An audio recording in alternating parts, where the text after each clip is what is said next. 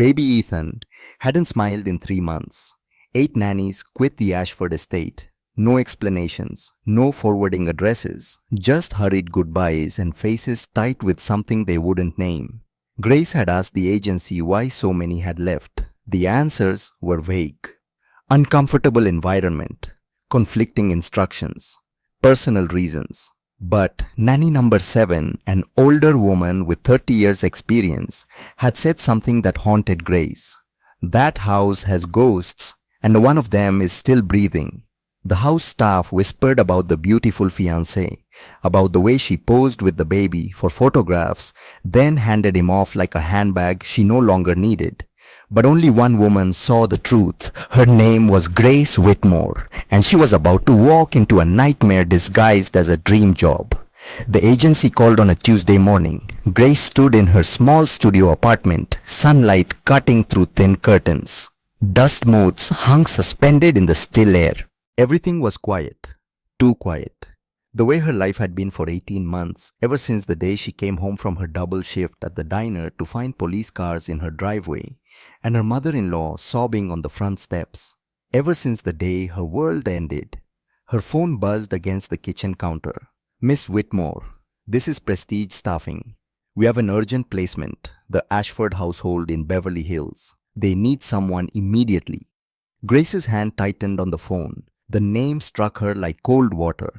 Ashford. She knew that name. Knew it the way you know a scar on your own skin. "I don't do childcare anymore," she said quietly. "I told you that when I registered." "We understand, but they're desperate. 8 nannies in 3 months. The previous one quit yesterday without notice. The family is offering double the standard rate." Grace closed her eyes. Behind her lids, she saw a different child. Blonde curls that caught the sunlight. Blue eyes wide with wonder at everything. A laugh that sounded like bells chiming. Her son, Tommy, gone at 2 years old, drowned in a pool while Grace was working to pay rent, while her mother-in-law, who'd promised to watch him carefully, answered one phone call, left the pool gate unlatched, didn't notice when he wandered outside, didn't hear the splash. By the time Grace arrived home, the ambulance was already there, the paramedics already shaking their heads, her baby already gone. "Miss Whitmore, are you there?" She opened her eyes. The room came back into focus, empty, silent, safe in its emptiness because emptiness couldn't be lost. "What happened to the other nannies?" A pause on the line. They didn't say. But the family comes highly recommended. Nathaniel Ashford is a respected tech entrepreneur, recently widowed. He travels frequently for business. The fiancée manages the household. Recently widowed. Grace's breath caught. She remembered now. Catherine Ashford. The accident 6 months ago. A car crash on Pacific Coast Highway on a rainy November evening. Catherine had been her closest friend since college. The only person who understood what it meant to lose someone and keep breathing anyway.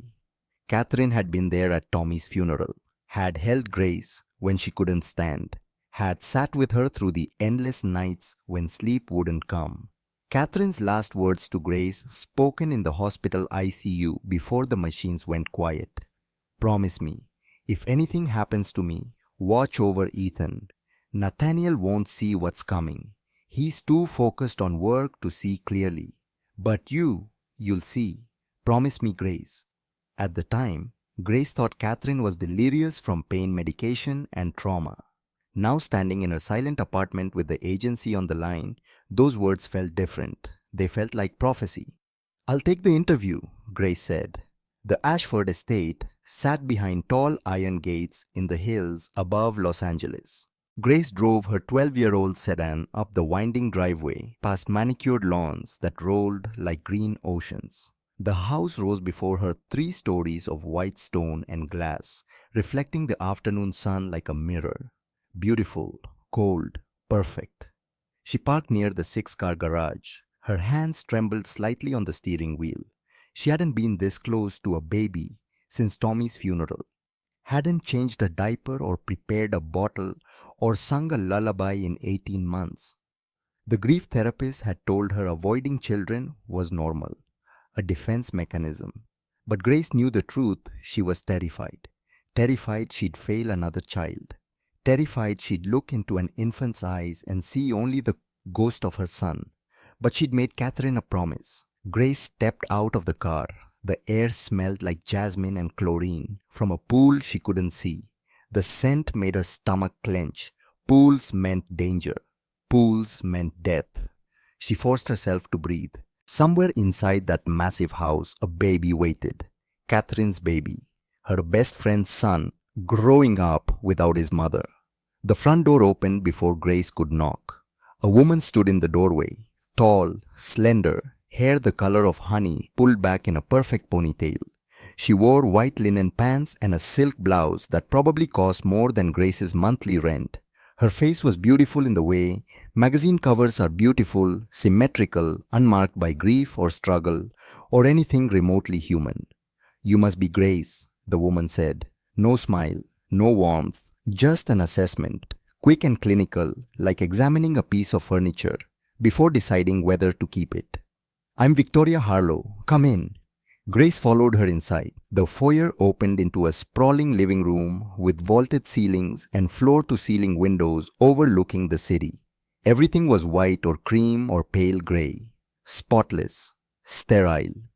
The kind of house that didn't look like anyone actually lived in it, like a museum or a showroom or a mausoleum. Victoria gestured to a leather chair. Grace sat. Victoria remained standing, maintaining the power dynamic. "Let me be direct," Victoria said. "This position requires discretion. Mr. Ashford travels extensively for business. I manage the estate and my own career as a brand consultant. The baby needs care during the day and some evenings. Can you handle that?" Yes. No questions, no concerns about why 8 other women couldn't manage a simple childcare position. Grace met her eyes. Something flickered in Victoria's gaze. Surprise maybe that Grace wasn't intimidated. "I'm sure you had your reasons." Victoria's expression shifted slightly. Approval, suspicion, Grace couldn't tell. "The rules are simple. Don't interrupt my calls or video conferences. Keep the baby quiet during my work hours. I conduct business from the upstairs office. Don't ask questions about family matters. Don't rearrange anything without permission. Mr. Ashford left this morning for Tokyo. He'll return in 2 weeks. Until then, I'm in charge." "Understood." "Understood." "Good. The baby's room is upstairs. Second door on the right. He should be napping now. Why don't you go introduce yourself?" Victoria turned away, already pulling out her phone. The interview was over. Grace had been hired, if you could call a 30-second conversation an interview. Grace found the stairs and climbed them slowly. The house was silent except for the click of her shoes on marble floors. No music, no television, no sounds of life or laughter or the comfortable chaos of a home with a baby. At the top of the stairs, she turned right. Second door, white with a silver handle shaped like a crescent moon. She pushed it open. The nursery was as perfect as the rest of the house. Pale blue walls with hand-painted clouds. White furniture that looked expensive and barely used. A mobile of silver stars hung over a crib near the window. Toys lined the shelves, arranged by color and size, pristine and untouched. Everything in its place. Everything except the baby. Ethan lay in the crib awake. His eyes were open, staring at the ceiling. He didn't cry, didn't move, didn't react to Grace's presence. Just lay there, small and still, like he'd learned that making noise changed nothing. Grace approached slowly. The baby didn't turn toward her. She looked down at him. 8 months old according to the file the agency sent. But he looked smaller, thinner. His skin had a grayish, dull tone that made her stomach twist with recognition. She'd seen that look before in the hospital on children whose parents brought them in too late. His diaper sagged heavy with hours of use. A bottle lay empty beside him in the crib, tipped over the nipple, stained with old formula that had dried crusty white. A small stuffed elephant sat in the corner, its position suggesting it had been there for days, never moved, never played with. Grace picked up the baby carefully. He was light, too light, like lifting a bundle of hollow bones wrapped in skin. His body was limp against hers, no muscle tone, no healthy baby weight. And then she saw his eyes up close, dark blue like Catherine's, the same shape, the same depth. Catherine's eyes in a tiny fading face. Her chest ached with the force of it. Grief for her friend, horror at what she was witnessing, and a fierce protective rage that someone could do this to Catherine's child. This was Catherine's son, her best friend's baby, and he was fading away while the world looked on and did nothing. Ethan blinked slowly. No smile, no coo, no reaching for her face the way babies do. Just blank acceptance of being held by another stranger who would probably disappear like all the others. Grace carried him to the changing table. His diaper rash was severe, angry red skin, cracked and weeping, the kind that came from hours of sitting in wetness. She cleaned him gently with warm water and soft cloths, applied thick barrier cream, dressed him in fresh clothes from the drawer. He didn't protest, didn't make a sound, just stared at the ceiling with those heart-breaking blue eyes. That silence was worse than crying. Crying meant hope. Silence meant surrender. She found the feeding chart on the wall, neat handwriting, probably Victoria's listed times and amounts in a schedule that looked perfect on paper. Breakfast 7 a.m., 4 ounces, lunch blank, snack blank, dinner not yet filled in. Grace checked her watch, 3:15 in the afternoon. The baby hadn't eaten since 7 that morning. Over 8 hours. For an 8-month-old, that was starvation. Grace's hands shook as she prepared a bottle. She tested the temperature on her wrist, a gesture so automatic from her months with Tommy that muscle memory took over. Then she settled into the rocking chair near the window. Ethan took the bottle without eagerness, just mechanical need. He drank slowly, pausing often like eating exhausted him instead of sustaining him. Through the window, Grace could see the pool, sparkling blue, beautiful, deadly. She looked away. She looked down at the baby in her arms instead. "I promised your mama," she whispered. "I'm here now. I won't let anything happen to you. I swear it." Ethan's eyes flickered toward her voice. For a moment, just a moment, something almost like recognition passed across his tiny face. Then it was gone, and he was blank again. But Grace had seen it. That spark, that proof he was still in there, waiting for someone to care enough to bring him back. The first night, Grace stayed late. Victoria hadn't asked her to. But when 6 o'clock came and Victoria showed no signs of checking on Ethan, Grace made a decision. She texted the agency. "Staying overnight. Baby needs round-the-clock care." The response came quickly. "Mr. Ashford approved overnight rates. Proceed." Interesting. Nathaniel had pre-approved overnight care, which meant he knew or suspected something was wrong. Or maybe just knew Victoria wouldn't handle night wakings. Grace settled into the nursery's adjacent room, a small space with a twin bed, a nightstand, and a private bathroom. Through the open door, she could hear Ethan's breathing, soft, uneven, shallow, the breathing of a child who'd learned not to call for help because help never came. At 9 p.m., Victoria appeared in the doorway. She wore a silk robe and held a glass of red wine. Her hair was down now, makeup perfect even at the end of the day. "You're still here. The baby needs consistent care." Victoria's eyes narrowed. "He has consistent care. From me." Grace said nothing. Sometimes silence spoke louder than accusations. Victoria took a sip of wine, studying Grace over the rim. "Don't get attached. Nannies are temporary. I am his mother now. Once Nathaniel and I are married, this will be my son legally. My decision, what happens to him." "You're not his mother." The words came out before Grace could stop them. Victoria's face hardened. "Excuse me. Catherine was his mother. You're his father's fiancée. There's a difference."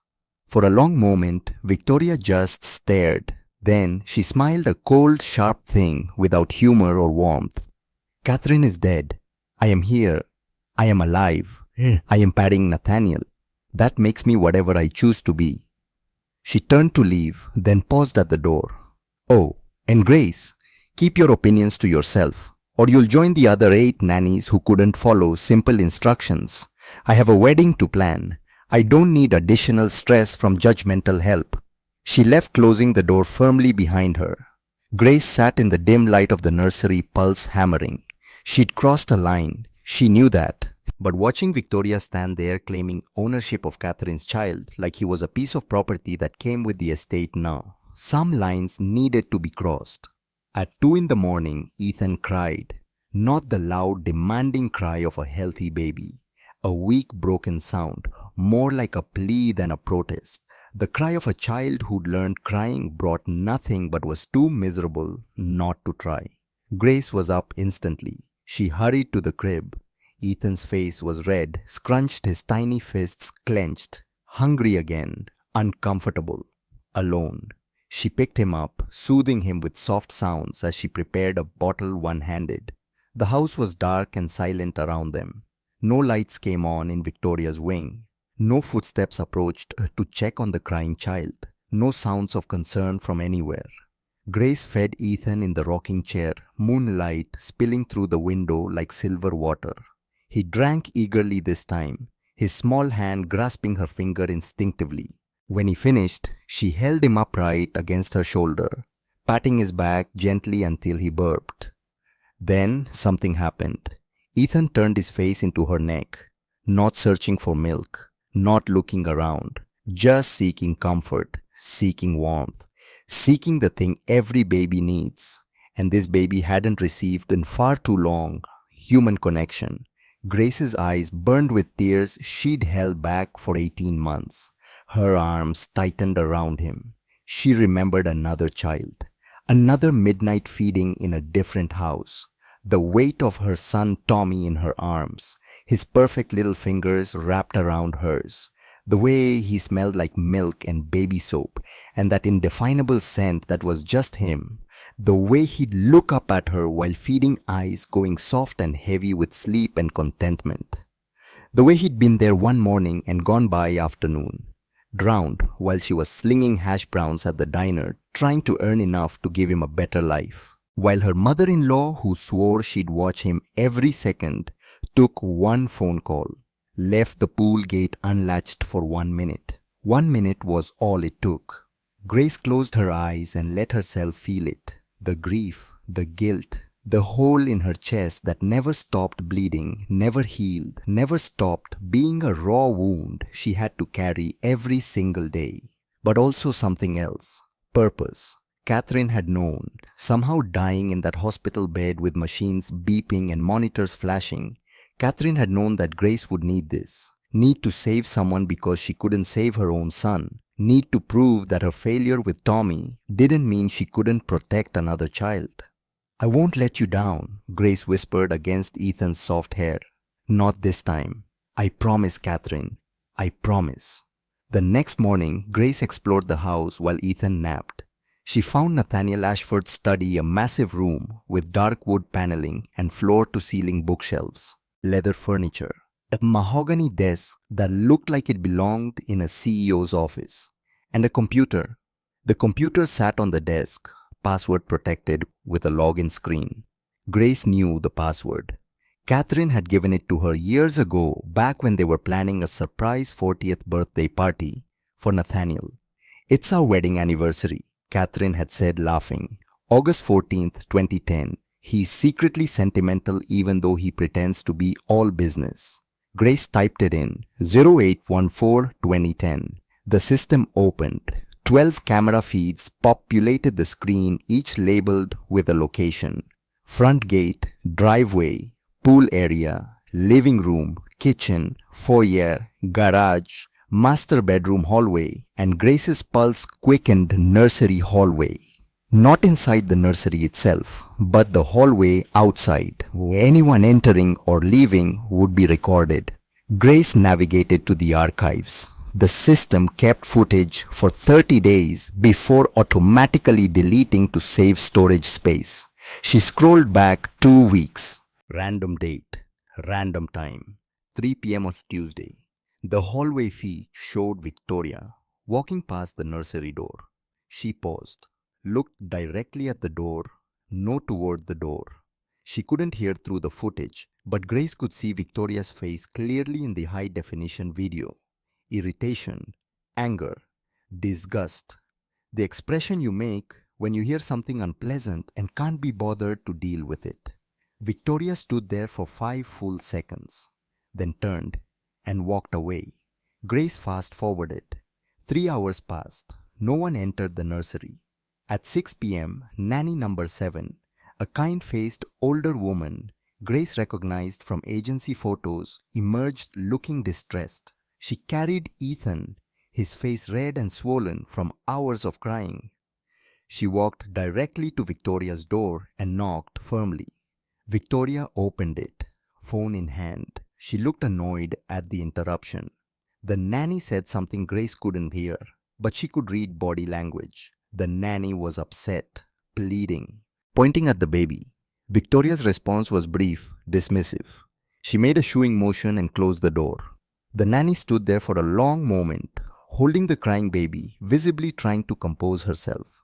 Then she carried Ethan back to the nursery. She quit 2 days later. Grace felt sick. She scrolled further back through the footage, found another clip. This one made her hands shake. Victoria in the nursery hallway late at night, 11:30 p.m. according to the timestamp. She approached the door, then stopped, put her ear against the wood. Inside, inaudible on the recording, a baby was clearly crying. Grace could see the door trembling slightly with the vibrations of sound. Victoria stood there for a full minute, listening to a baby scream for help, listening to desperate, terrified cries that would break any normal person's heart. Then Victoria smiled, a small, cold smile of satisfaction, and walked away. Grace sat back in the desk chair, mind racing. This wasn't neglect born from ignorance or postpartum depression or being overwhelmed. This was deliberate, calculated. Victoria wanted Ethan to suffer, but why? The answer came quickly, coldly, logical. Money. It always came back to money with people like Victoria. Nathaniel Ashford was worth billions. His will would leave everything to Ethan, a minor child. But if something happened to Ethan before Victoria married Nathaniel, actually even after marriage, if Ethan died, the money would flow differently. Victoria would be the grieving stepmother, the widow eventually, next of kin, the heir. Grace opened the desk drawers searching, found a folder labeled Estate Planning, Private, opened it. Nathaniel's will, last revised 3 months after Catherine's death. Everything to Ethan in a trust with Nathaniel's brother, named as executor and trustee until Ethan turned 25. If Ethan died before 25, everything went to charity. Victoria wasn't mentioned, but California was a community property state. If Victoria married Nathaniel and then Ethan died, the will might be contested. She could claim spousal rights to portions of the estate. Grace kept searching the footage, and then she found something that stopped her heart. 2 weeks ago, 11 p.m., Victoria entering the nursery. She carried something small in her hand, a bottle. She approached the crib off camera, leaned over. The camera angle didn't capture inside the crib, but Grace could see Victoria's arm moving, positioning something, feeding. Victoria stayed less than 2 minutes. Then she left, carrying the empty bottle. 30 minutes later, same night, Nanny number 6, running from the nursery phone in hand, dialing frantically, face panicked. The next clip 3 hours later. An ambulance in the driveway, paramedics rushing inside with equipment, returning 40 minutes later, moving slower. The crisis handled. Grace quickly pulled out her phone and searched the news articles. Found it buried in local news from 2 weeks ago. Baby Ethan Ashford, 8-month-old son of tech mogul Nathaniel Ashford, was briefly hospitalized Tuesday night for what doctors called severe gastric distress. The child was treated and released after observation. A spokesperson for the family declined further comment. Grace read it 3 times. Severe gastric distress. After Victoria fed him something in the middle of the night. Something that made a nanny panic. Something that sent a baby to the hospital. Nanny number 6 quit the very next day. Didn't even collect her final paycheck. Just packed and left. Grace stood on legs that barely held her. She needed proof. Real, undeniable proof. Not just security footage that could be explained away. She returned to the nursery, mind churning with plans. Grace couldn't sleep that second night. At 3 a.m., she wandered the house in darkness, learning its layout and its secrets. In the nursery bathroom, she found the medicine cabinet. Inside, baby vitamins in gummy form for when he was older, diaper cream, infant Tylenol, baby nail clippers, and tucked in the very back, half hidden behind other items, a small brown bottle. Grace picked it up. The label was professionally printed, vitamin D drops, prescribed by Dr. Rebecca Walsh, MD. Administer 2 drops daily with food or milk. She unscrewed the cap carefully. The liquid inside was clear like water, odorless at first, but when she tilted the bottle, the consistency seemed wrong. Too thick, almost syrupy, and there a faint bitter smell that shouldn't be there. Vitamin D had no scent. Grace's nursing school training, the 2 semesters she'd completed before Tommy was born, and money ran out, kicked in. This wasn't right. She found a clean glass from the bathroom cabinet, filled it with water from the tap, added 3 drops from the suspicious bottle. The water clouded immediately. A white foam formed on the surface, expanding slowly. Then a smell hit her, bitter chemical, distinctly wrong. Like almonds, but sharper, more acrid. This wasn't vitamin D. This was something toxic. Grace poured the contaminated water down the sink, hands trembling.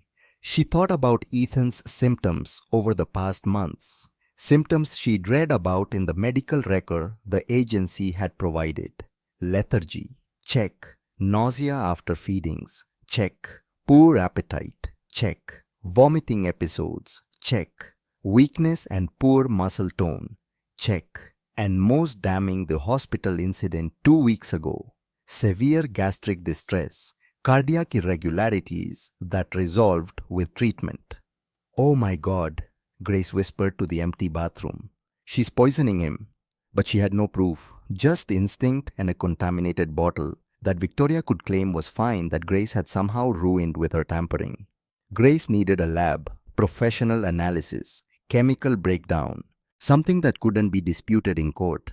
She took the bottle, wrapped it carefully in a clean washcloth and hid it in her purse. Tomorrow, she'd find answers. Tonight, she'd make absolutely certain Ethan never swallowed another drop of whatever poison Victoria had disguised as medicine. The next morning, Grace called every private medical lab in Los Angeles. Most required a doctor's order. Most asked too many questions. Finally, she found one on Wilshire Boulevard. Confidential Toxicology Services. Court-approved results.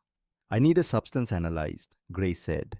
Quickly, confidentially, I think medication meant for a baby might be contaminated. The technician was professional and blessedly incurious.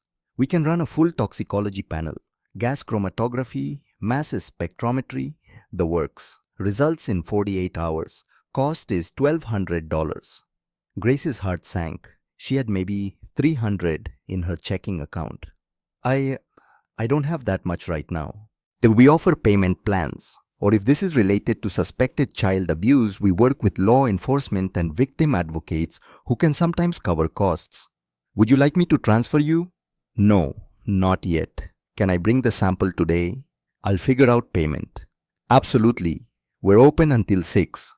Grace drove there during Ethan's nap, leaving strict instructions with the housekeeper, quiet woman named Maria, who seemed nervous around Victoria, to call immediately if Victoria came near the nursery. She handed over the bottle, filled out paperwork with a fake name, and paid $300 as a deposit with a promise to pay the rest when results came in. The technician gave her a receipt and a case number. We'll email results to the address you provided. If we find anything concerning, we're legally required to report to authorities. Good, Grace said. If there's poison in that bottle, I want everyone to know. 48 hours felt like 48 years. Grace continued her routine, fed Ethan every 3 hours, changed him meticulously, played with him simple games with rattles and soft toys, watched him slowly impossibly begin to respond. A small smile on day 3 when she sang You Are My Sunshine, a giggle on day 4 when she tickled his feet, a reaching gesture on day 5 his small hands opening and closing toward a toy she held.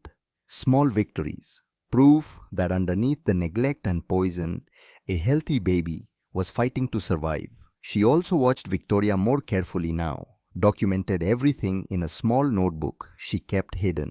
9:15 a.m. Victoria enters nursery, takes 6 photos with baby, hands baby to me, leaves without speaking to Ethan. Total time in room 4 minutes. 11:30 a.m. Victoria on phone in living room. Quote, "The baby is exhausting. I can't wait for this phase to end. Everyone thinks it's adorable, but they don't have to live with the screaming." 2:45 p.m. Asked Victoria about pediatrician appointments. She said, "Dr. Walsh handles everything. She's a family friend, very discreet." 6:00 p.m. Victoria ate dinner alone. Did not ask about baby's meals or well-being. Page after page. Evidence building. The lab results arrived via email at 11:07 p.m. on Grace's 5th day. She sat in her small room adjacent to the nursery, staring at her phone screen, reading, rereading, her vision blurring with horror and rage. Confidential toxicology analysis. Case number TX2SN24 8847. Sample ID. Brown bottle liquid labeled vitamin D drops. Requested analysis. Full toxicology screen, including common poisons, pharmaceuticals and botanical toxins. Findings: primary toxin. Identified oleander extract nerium oleander concentration. 0.3% of chemical components detected. Oleandrin cardiac glycoside. 0.18%. Nerine cardiac glycoside. 0. 12%. Trace digit oxygenin toxicity level. Severe class Y poison. Expected effects in infants. Gastrointestinal nausea, vomiting, abdominal pain, diarrhea, cardiovascular bradycardia, arrhythmia, heart block, potential cardiac arrest, neurological lethargy, confusion seizures, other electrolyte imbalances, respiratory depression, lethal dose LD50, approximately 0.005 millimillion case in infants. Sample concentration sufficient to cause death with repeated administration. Recommendation: immediate medical attention if ingested. Contact poison control at 1-800-222-222.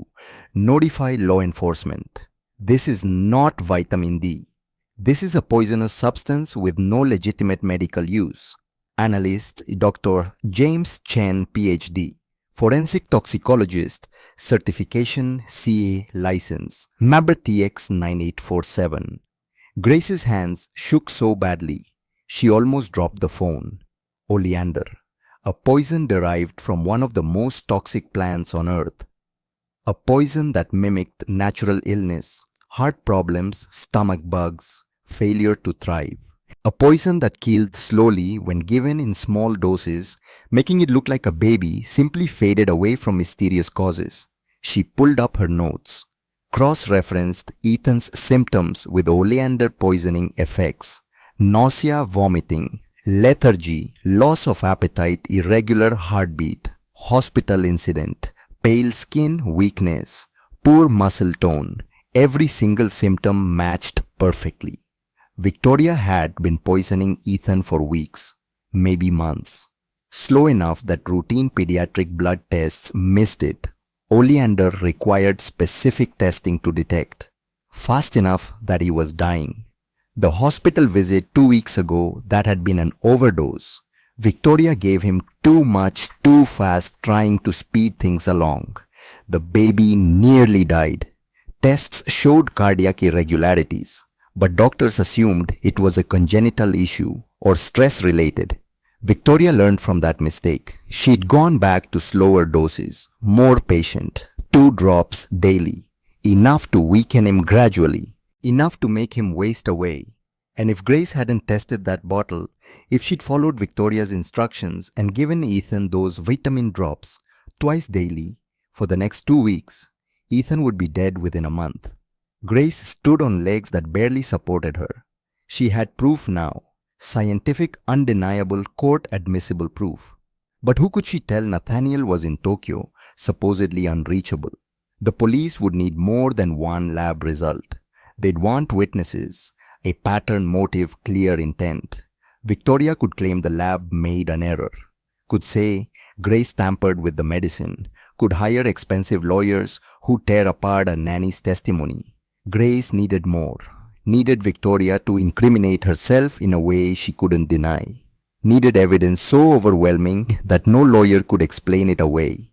She made a decision. She would continue documenting.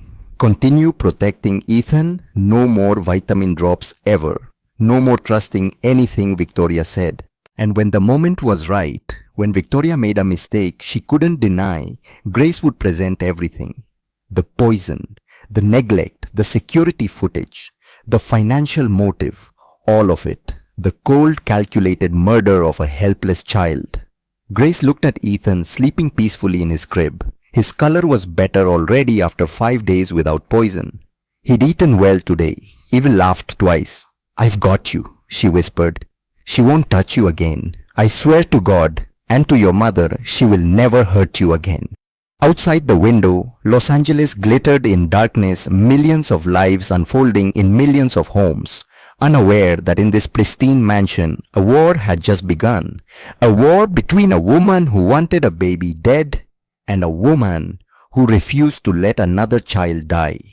And Grace Whitmore refused to lose. Saturday morning arrived cold and grey, unusual for Los Angeles in September. Grace woke at dawn, her phone alarm buzzing. Today. Victoria had said they were going out today. Wedding dress fittings and errands.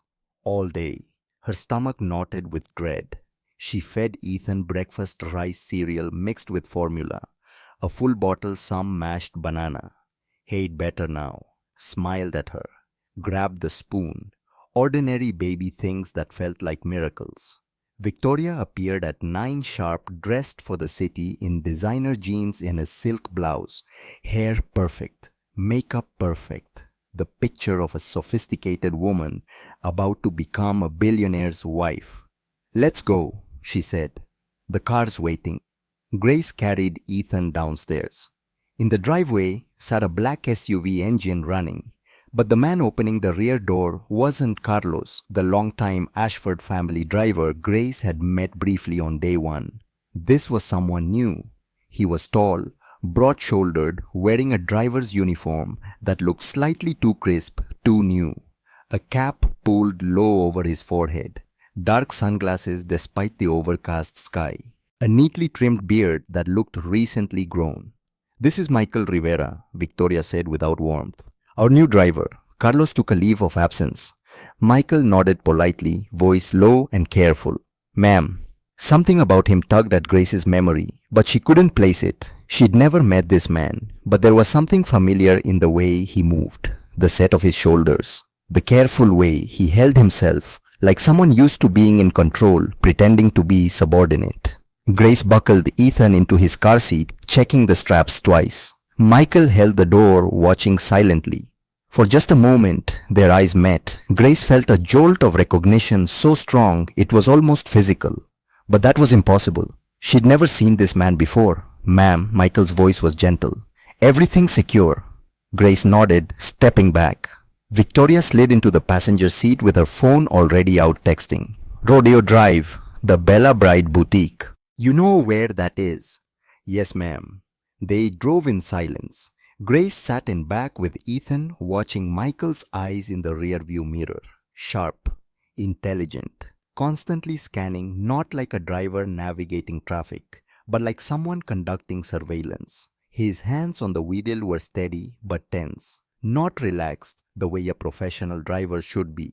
This man was not a driver, or if he was much more than that. The bridal boutique sat between Cartier and Prada, its windows displaying gowns that cost more than Grace earned in a year. Victoria handed Michael the keys.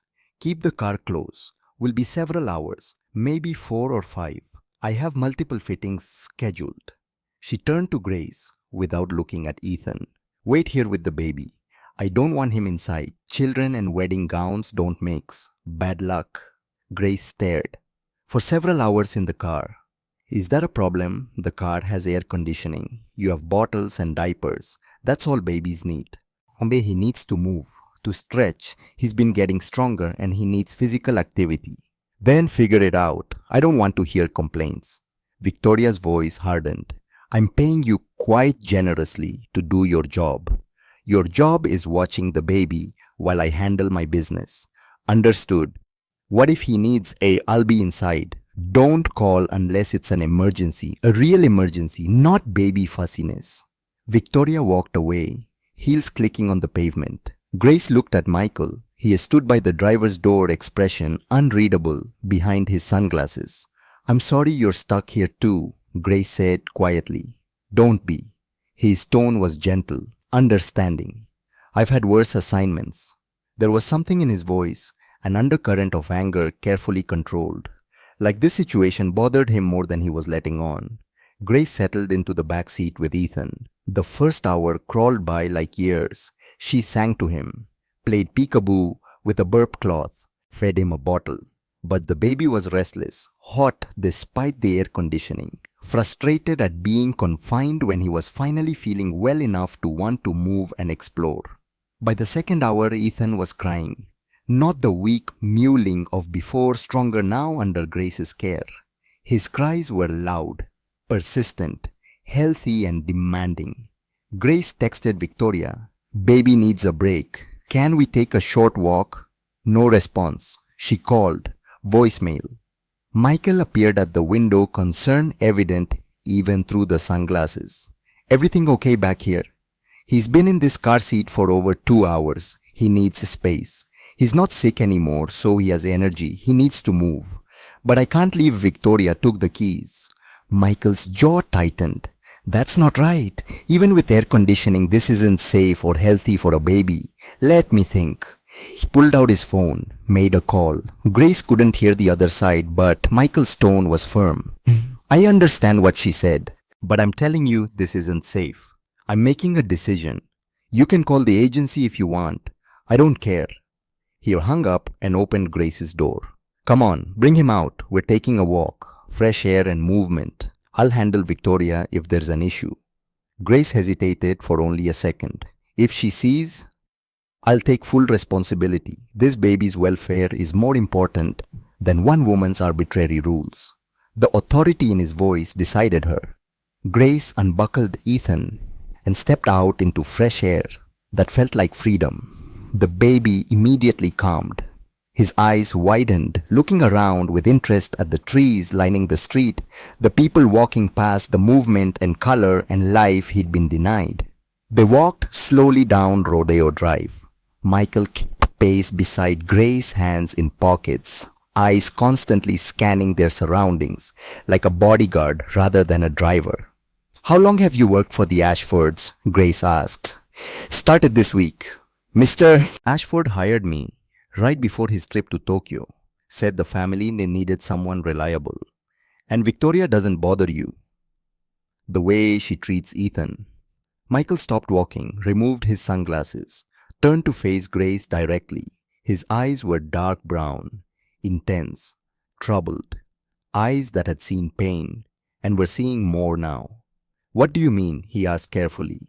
Grace shouldn't say anything. She barely knew this man, but something about him felt safe, trustworthy, like Catherine had felt like someone who would do the right thing even when it cost them. She's hurting him, Grace said quietly.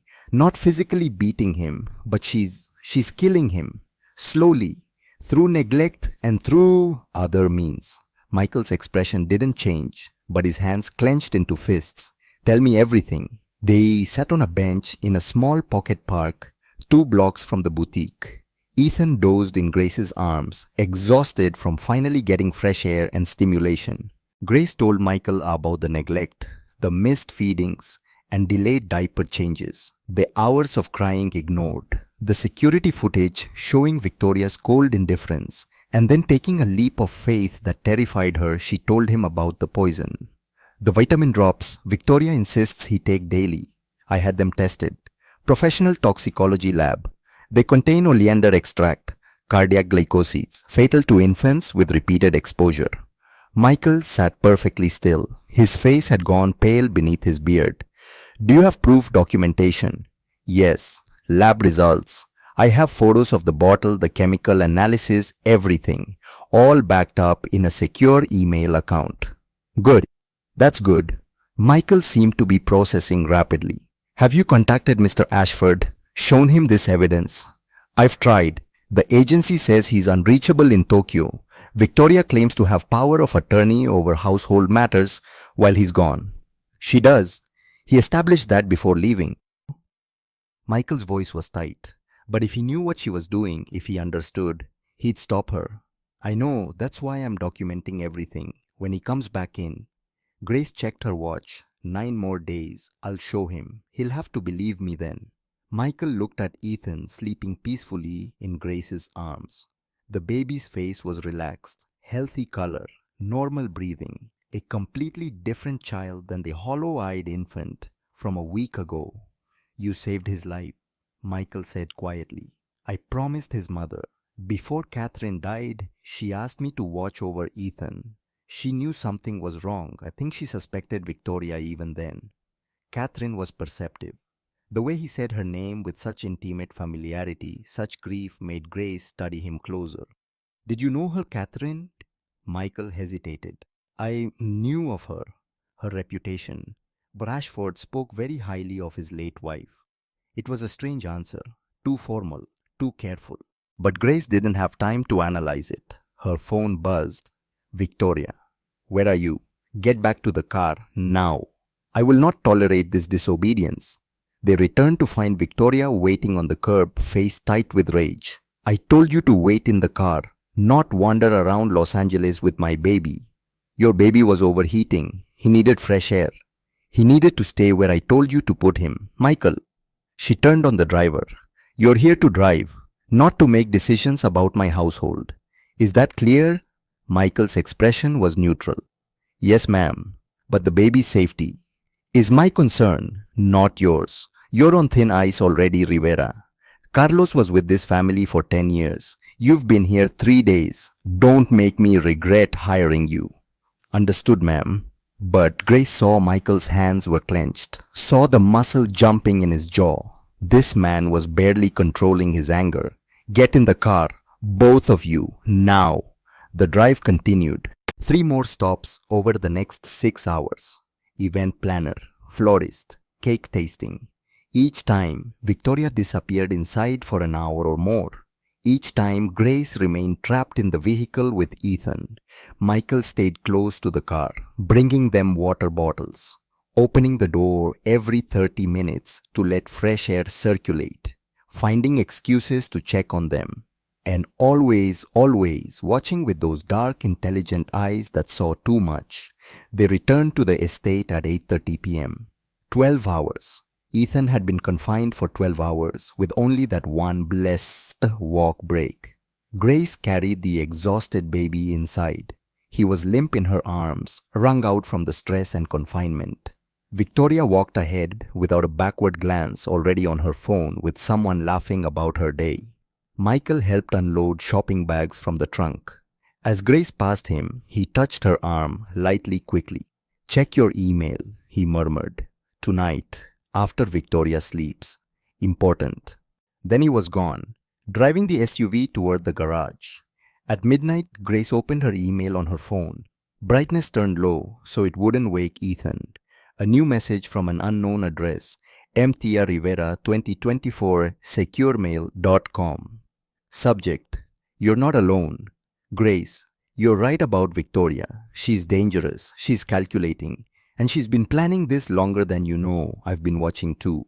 Gathering evidence, but I need your help. Continue documenting everything she does. Don't let her know you suspect her beyond what you've already shown. In 3 days, she'll make a mistake, a big one. The wedding dress fitting, stress is building. She's getting careless, angry. She'll slip. Be ready to record it. Video, audio, whatever you can safely capture. Trust me, I'm on Ethan's side. I'm on your side. We're going to stop her. M. Grace stared at the message for a long time. Michael, It had to be Michael. But how did he know so much? How was he gathering evidence? Why was a driver so invested in stopping Victoria? No, that was impossible. But Grace couldn't shake the feeling that Michael Rivera was more than he appeared, that his presence in the Ashford household wasn't coincidence, that someone had sent him, someone who cared about Ethan's safety, someone who'd been watching from afar and finally decided to intervene. The next 3 days passed in tense waiting. Grace cared for Ethan, who grew stronger daily. He was sitting up unsupported now, grabbing toys with purpose, babbling in that proto-language babies use, laughing at silly faces and peekaboo. A completely different child, Victoria noticed. Her irritation grew with each day. "He's too loud," she complained on Tuesday morning. "Can't you keep him quiet? I have conference calls."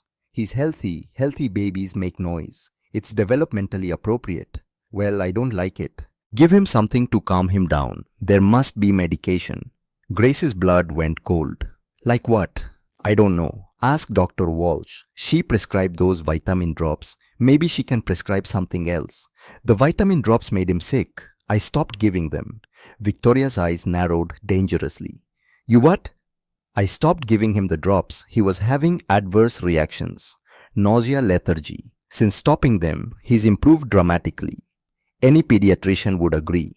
"You don't make medical decisions. Dr. Walsh prescribed those drops. They're medicine. You can't just stop giving a baby prescribed medicine."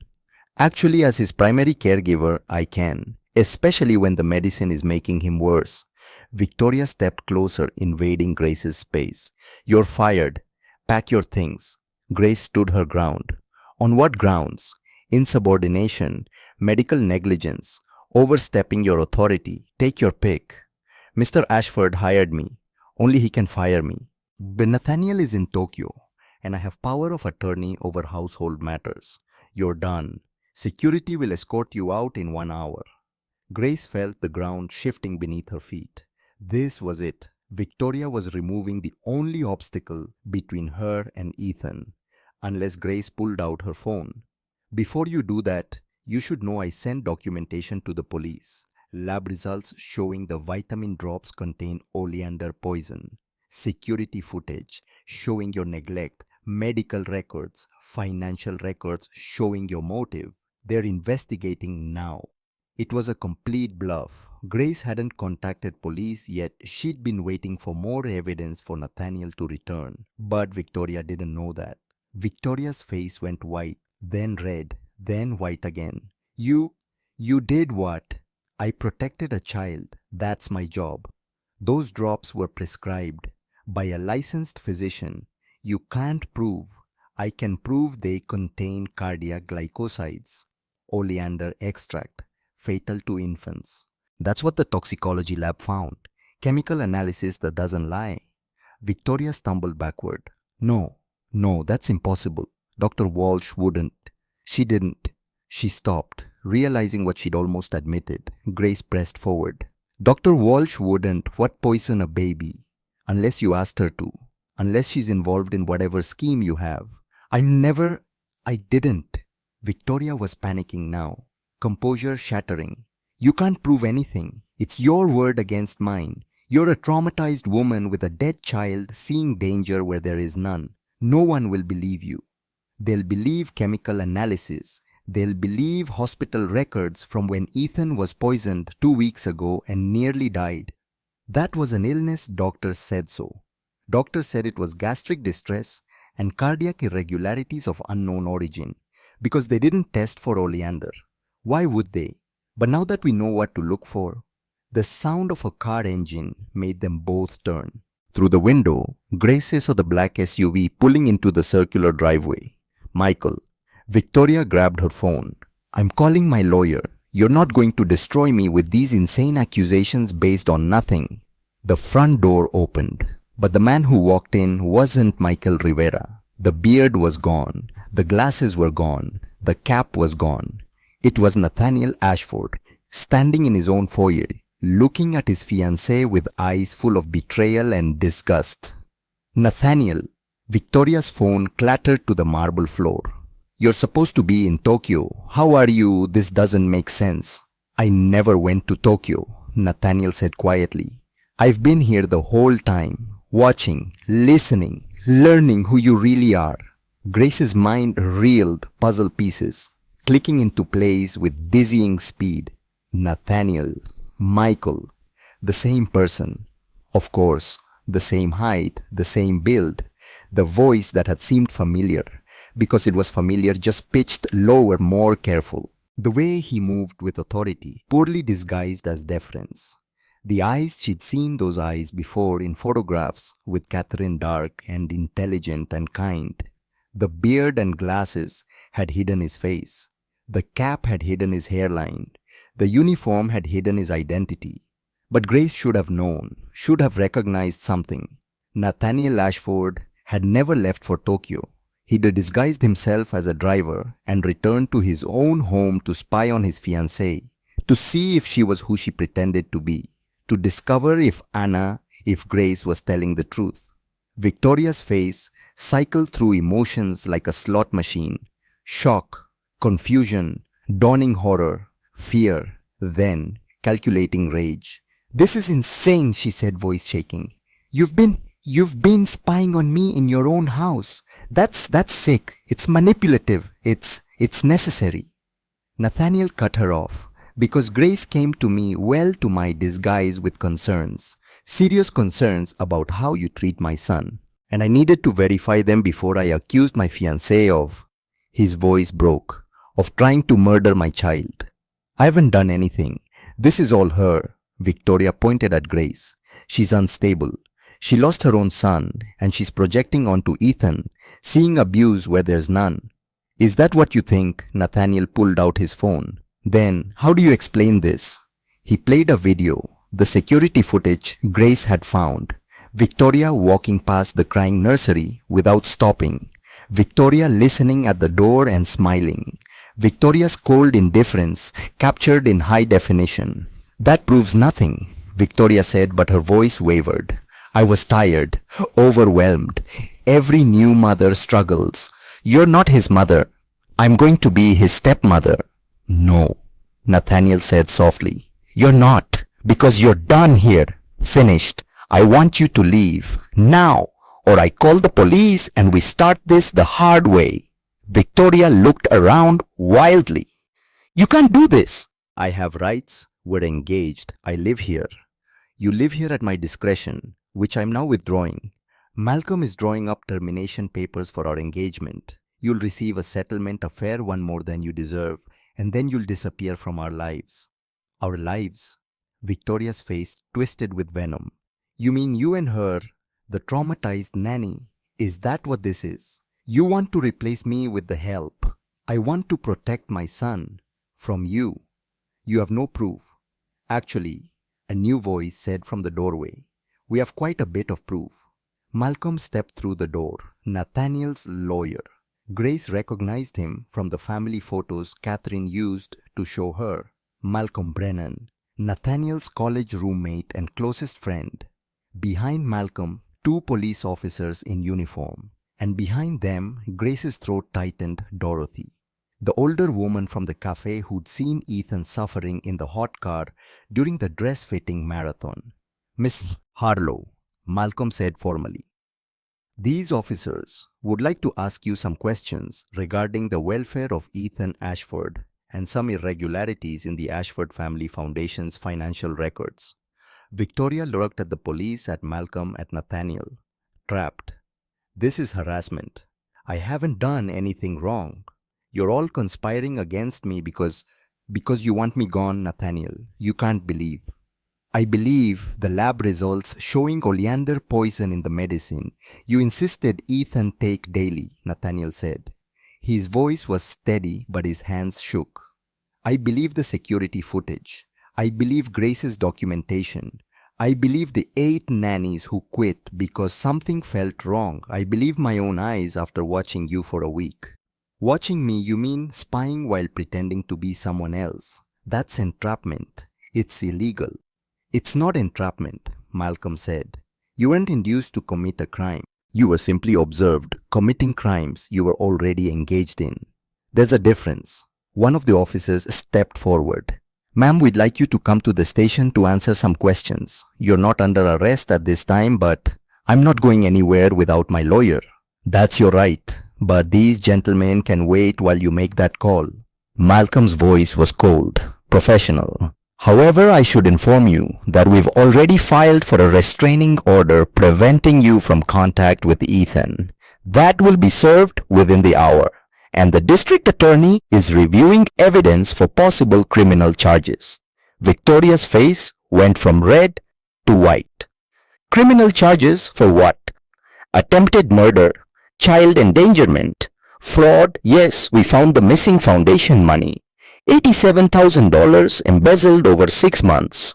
Elder abuse. Dr. Walsh is 72 and you coerced her into prescribing poison. Conspiracy. The DA is still deciding which charges to file first. I didn't Dr. Walsh prescribe vitamins, normal vitamins. If they were contaminated, someone else must have. Someone else.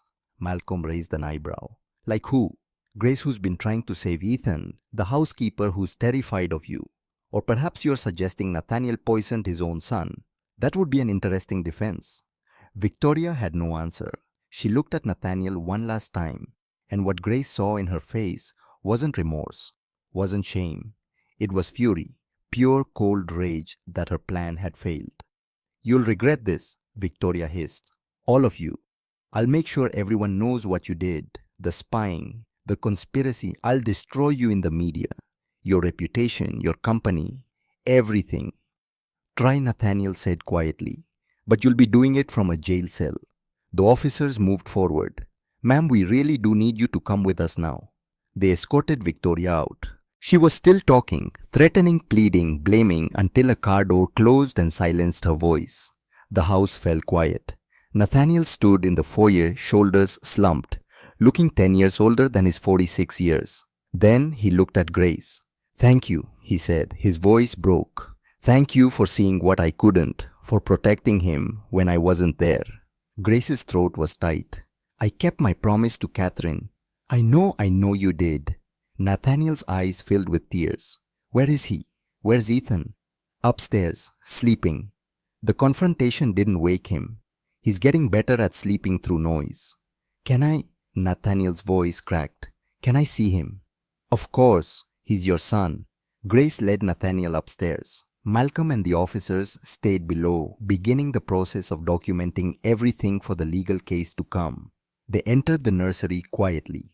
Ethan lay in his crib, peaceful in sleep. His color was good, his breathing deep and even. His small hands curled near his face in that perfect baby way. Nathaniel approached slowly like he was afraid to disturb a dream. He reached down, gently touched his son's cheek. Ethan's eyes opened, blinked sleepily, then focused on the face above him, a face he'd seen in photos maybe, or remembered from before his mother died. A face that genetics told him was important, even if memory didn't. They, the baby, said.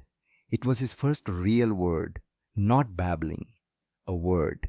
Nathaniel's composure shattered completely.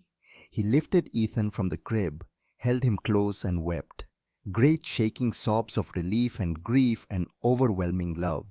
Grace stepped back, giving them space. This moment belonged to them, father and son, reunited after weeks of deception and danger.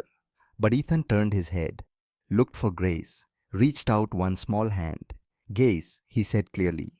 Grace moved closer, touched the baby's hand. And the three of them stood together in the dim nursery. A father who'd hidden himself to save his son, a woman who'd kept an impossible promise to her dying friend, and a baby who'd survived because two people loved him enough to fight. The arrest changed everything. Within hours, media trucks lined the street outside the Ashford estate.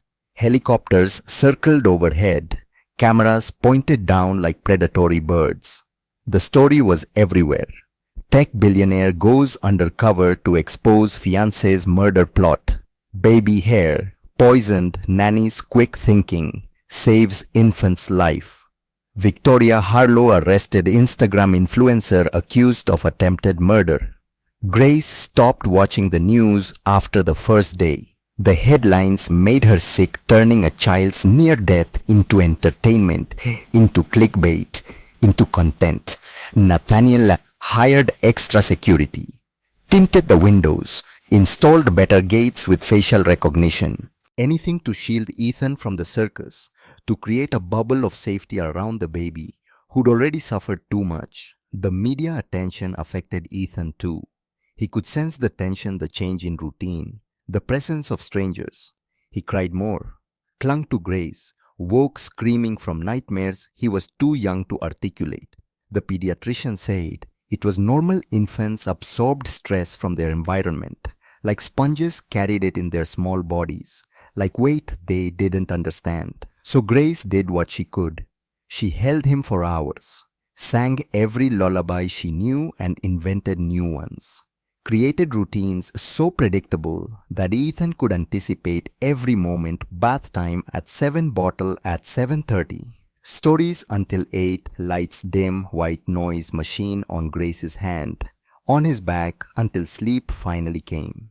Some nights she fell asleep there in the rocking chair beside his crib, unable to leave him even in peaceful slumber. Nathaniel found her like that one morning, neck cramped at an odd angle, arm numb from hanging through the crib slats where her hand rested on Ethan's back. Grace, he touched her shoulder gently. Come on, I've got him. You need real sleep. She woke disoriented. Sunlight streamed through the nursery windows. Ethan was awake, playing quietly with a soft toy content. What time is it? Almost 9. You've been here all night. He had a nightmare. I wanted to make sure he felt safe. I know, but you need rest too. You can't keep running yourself into the ground like this. You're no good to Ethan if you collapse from exhaustion. I'm fine. You're not. Nathaniel's voice was firm but gentle. And Catherine wouldn't want you destroying yourself trying to save her son. She'd want you whole, healthy, here for the long term, not burned out in 6 months. Grace looked at Ethan. The baby smiled at her, a real, genuine smile now. No more blank stares or resigned acceptance. This child knew love now, knew safety, and he knew it because Grace had refused to walk away. I'll rest, she said finally. After the trial, after I know he's truly safe. The trial could take months, a year even. You can't wait that long. Watch me. Malcolm called on a Tuesday afternoon, 2 weeks after Victoria's arrest. The DA wants Grace to testify, he said without preamble. As a key witness, she'll need to describe what she observed during her time as Ethan's nanny. The neglect, the poisoning attempt, everything. Grace felt her stomach tighten. When trial starts in 6 weeks, opening statements first, then expert witnesses, then eyewitness testimony. You'd probably be called around week 2. I'll do it. Whatever helps put her away. Grace, Malcolm's voice was gentle. Victoria's defense attorney will come after you. Hard. They'll bring up Tommy, your grief, your guilt. They'll try to paint you as mentally unstable. Someone seeing abuse where there is none. Projecting your trauma onto this situation. Are you prepared for that? Grace thought of Ethan laughing yesterday when she made silly faces. Thought of how he reached for her when he fell, trusting she'd catch him. Thought of Catherine's last words, promise me. Yes, Grace said firmly. I'm prepared. Let them try to discredit me. The evidence speaks for itself. That's what I'm counting on. The weeks before the trial passed in strange suspension, like living underwater. Grace continued caring for Ethan full time, watching him grow stronger daily, hitting milestones he'd been too sick to reach before. He'd gained 3 pounds, finally reaching a healthy weight for his age. His hair grew in dark and thick, Catherine's jeans showing through clearly. He started cruising, holding furniture and walking sideways, building the leg strength for independent steps. Nathaniel was home almost constantly now. Really home, not just physically present while mentally in Singapore or London or New York.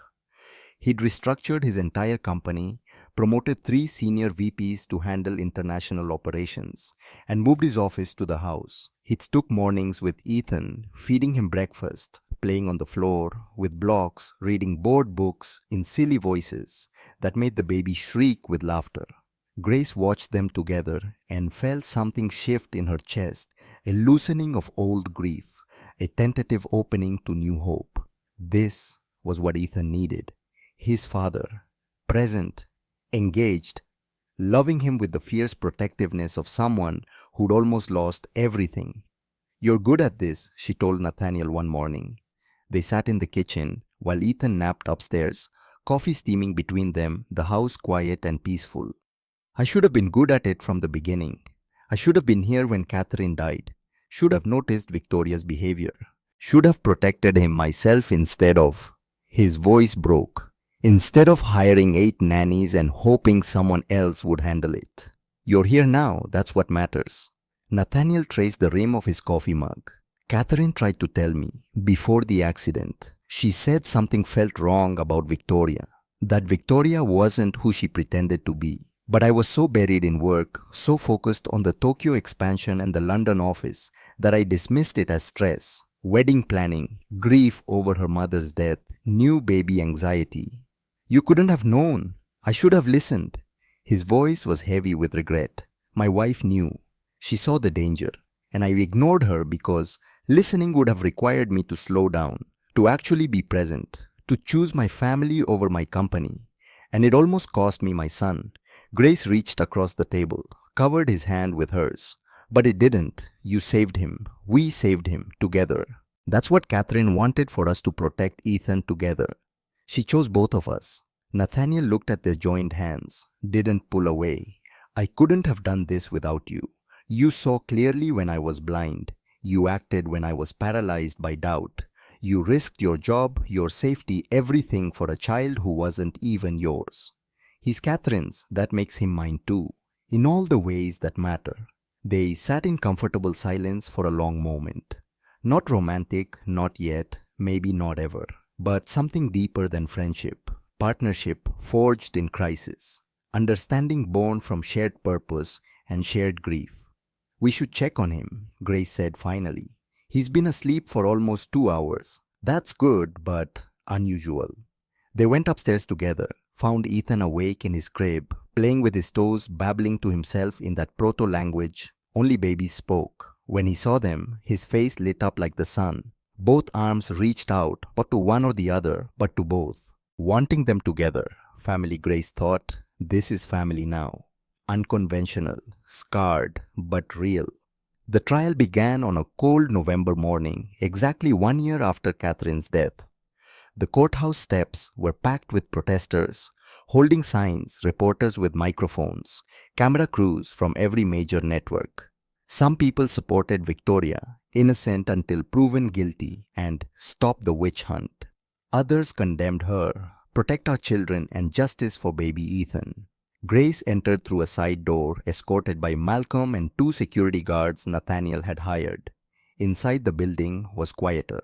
Marble floors, high ceilings, the weight of justice hanging in the air like incense. The courtroom was smaller than she'd expected. Wooden benches worn smooth by decades of use, a judge's platform, tables for prosecution and defense, and behind bulletproof glass in the defendant's box, Victoria. Grace hadn't seen her in 3 months. The woman looked different, thinner, hollow-cheeked, hair pulled back severely, no makeup, wearing a conservative grey suit probably chosen by her expensive lawyers to make her appear sympathetic, young, vulnerable. But Grace saw past the costume, saw the cold calculation in Victoria's eyes as they scanned the courtroom, already working angles, planning defense strategies. Those eyes landed on Grace, and for a moment, pure hatred flashed across Victoria's face before she smoothed it away into a mask of wounded innocence. The trial proceeded methodically over the following weeks. Opening statements painted opposing pictures. The prosecution, led by Deputy DA Sarah Mitchell, a woman in her 50s with steel grey hair and a reputation for never losing child abuse cases, described a calculating psychopath who saw a baby as an obstacle to wealth. The defense portrayed a struggling young woman overwhelmed by sudden motherhood, vilified by vindictive household staff who resented her authority. Expert witnesses. came first the building the case brick by careful brick. Dr. James Chen, the toxicologist who'd analyzed the vitamin drops, testified about oleander poisoning. He explained in clear, simple terms how cardiac glycosides worked, how they mimicked natural illness, how small doses administered over weeks would kill an infant while looking like failure to thrive or sudden infant death syndrome. Could this have been accidental contamination? The defense attorney asked during cross-examination. No, Dr. Chen said firmly. Oleander extract doesn't spontaneously appear in vitamin D supplements. Someone put it there, deliberately, in a concentration specifically calibrated to sicken but not immediately kill. This was sophisticated, intentional, evil. The pediatrician who treated Ethan's mysterious illness testified next. Dr. Rebecca Walsh, the family physician who'd prescribed the vitamin drops, sat in the witness box looking 20 years older than her 72 years. Did you prescribe oleander extract for baby Ethan? Sarah Mitchell asked. No, never. I prescribed standard vitamin D drops from a reputable pharmaceutical company. Then how did oleander end up in the bottle with your prescription label? Dr. Walsh's hands shook. I don't know. Miss Harlow picked up the prescription personally. She said she wanted to handle it herself rather than having it delivered. I thought it showed maternal concern. I was wrong. The implication was clear. Victoria had switched the labels, taken normal vitamins, and replaced them with poison using Dr. Walsh's prescription as cover. A child psychologist testified about infant trauma responses, explaining how Ethan's blank affect and failure to bond were consistent with severe neglect. This baby had learned helplessness. Dr. Sarah Rodriguez said, at 8 months old, he'd already given up. That only happens when a child's cries for help are consistently ignored over extended periods. Each expert witness built the case, each piece of testimony damning. Grace watched Victoria through it all. The woman sat perfectly still occasionally, whispering to her lawyers, but mostly just staring straight ahead with that practiced look of wounded dignity. Grace waited for her turn to testify, knowing it would come, knowing the defense would try to destroy her credibility. She was ready.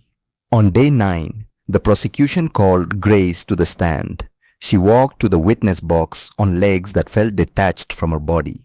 The bailiff held out a Bible.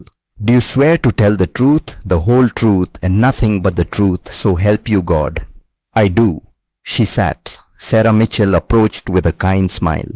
Miss Whitmore, can you tell the court how you came to work for the Ashford family? Grace took a breath, began her story, the agency call, the interview with Victoria, walking into that nursery and finding Ethan, small, thin, neglected, fading away. What was your first impression of the baby?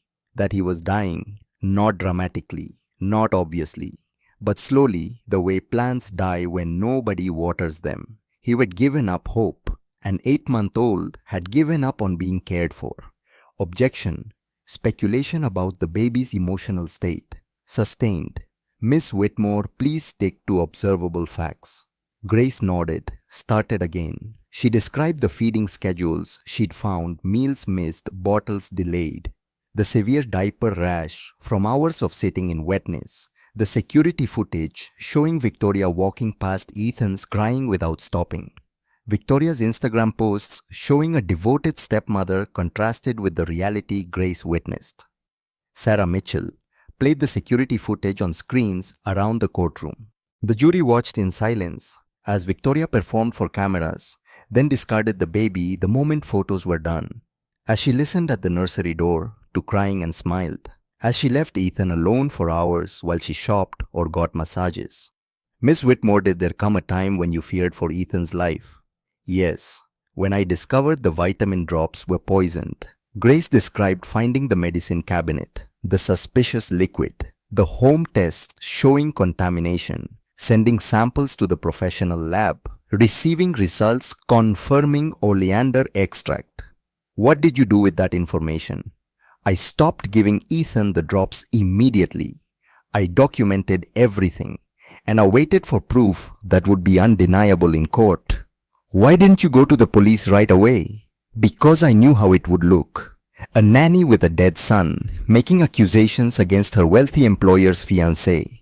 I needed evidence that couldn't be explained away. Evidence that would protect Ethan, even if I was removed from the home. Sarah Mitchell introduced the lab results into evidence. Photographs of the bottle. Grace's detailed journals documenting every missed meal, every moment of neglect, every instance of Victoria's cold indifference. The defense has suggested you projected your own trauma onto this situation, that you saw abuse because you desperately needed to save a child after losing your son. How do you respond? Grace met the jury's eyes, 12 faces watching her with varying degrees of sympathy and skepticism. I did lose my son, Tommy. He drowned 18 months ago while I was at work. I blame myself every single day, but that grief didn't make me imagine Victoria's behavior. It made me recognize danger when I saw it, because I know intimately what it looks like when someone stops caring if a child lives or dies. And I wasn't going to let that happen again. The courtroom was silent. No further questions. The defense attorney, a man in his 60s named Robert Kleinfeld, expensive suit, predatory smiles, stood for cross-examination. Miss Whitmore, you testified that you feared for Ethan's life. That's quite dramatic, isn't it? It's accurate. Is it? Or is it possible you overreacted? Saw danger where there was merely a frazzled young woman struggling with unexpected motherhood? No, Victoria was poisoning him. That's not overreaction.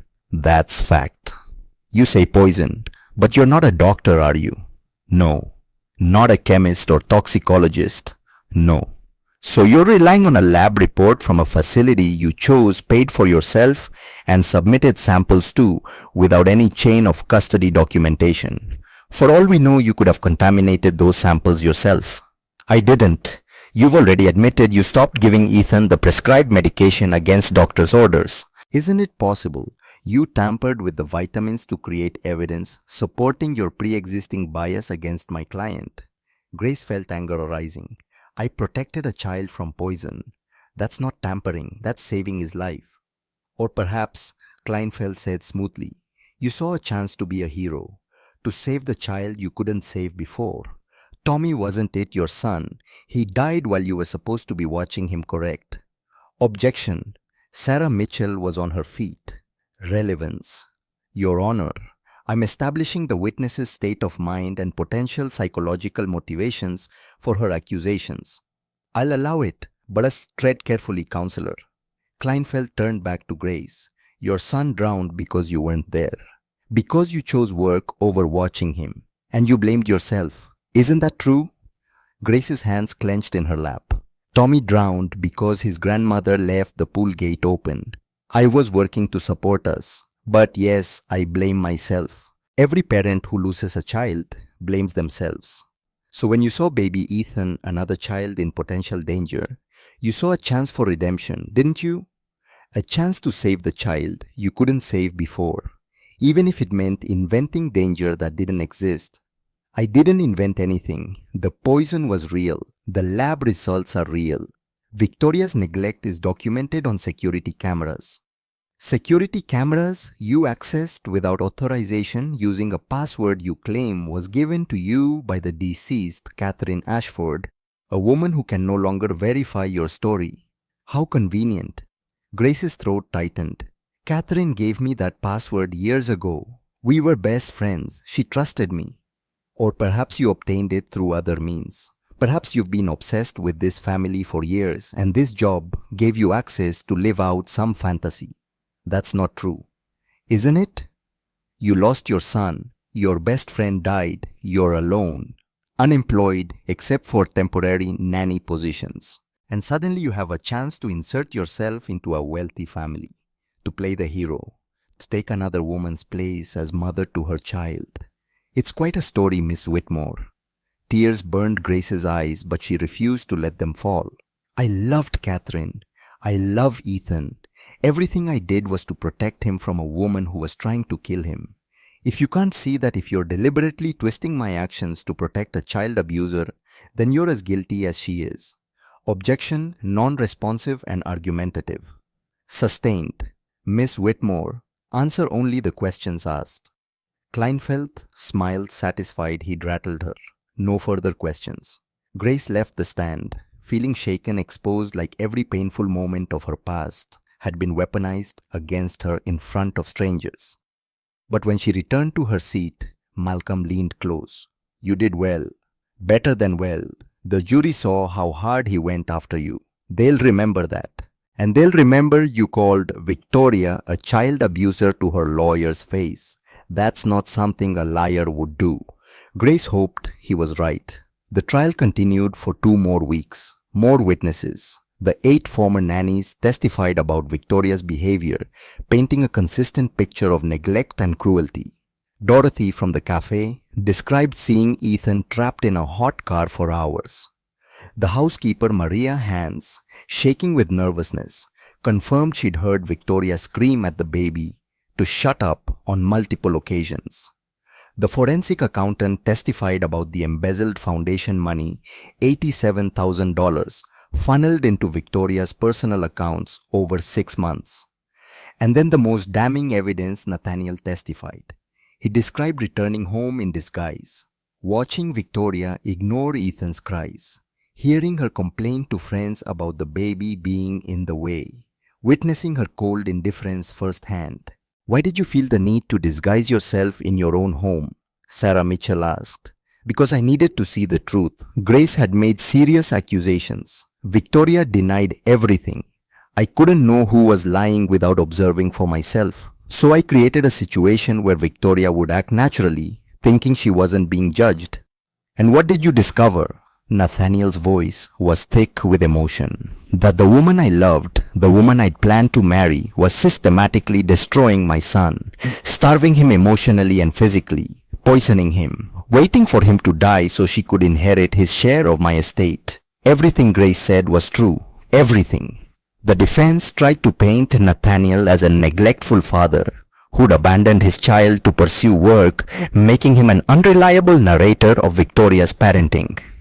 But the jury had seen the security footage. They'd heard the expert testimony. They'd watched Victoria's cold, calculating expressions during trial. The evidence was overwhelming.